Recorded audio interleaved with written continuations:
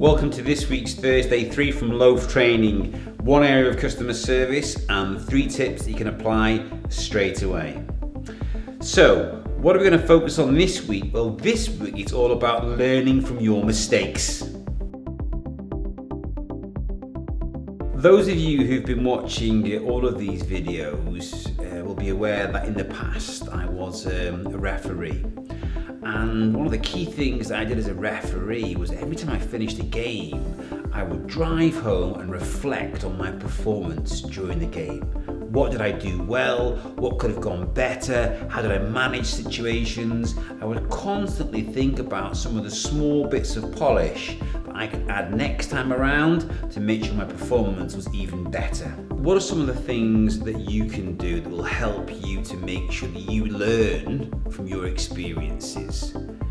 Well, certainly when it comes to interacting with your customers, how often do you stop and reflect on your performance and think about what's some of the stuff that I did really well?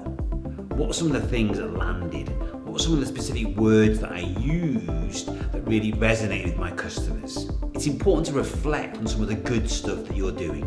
And as well as focusing on some of the things that you've done well, it's also important to think about, okay, what are some of the little bits of polish that I can add next time around?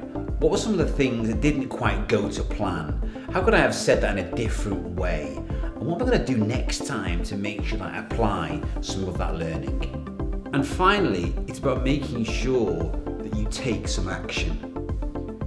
You've thought about some of the things that you've done well, and so you must keep doing that. You've thought about some of the things that you could do a little bit better next time around. And now the job to be done is about taking some action, doing something about it, applying some of that learning. So, what are the 3 tips when it comes to learning from your mistakes? Well, tip number 1, have a think about some of the good stuff that you've done when you interact with your customers. Tip number 2, what are some of the little things that you can do differently that will help to make sure the experience is even better next time round for your customers? What's the little bits of polish that you can add? And then finally, tip number 3, what are some of the specific actions that you're going to take? There's no point in thinking about it and doing nothing. You've got to make sure that you take some specific action and apply some of that learning.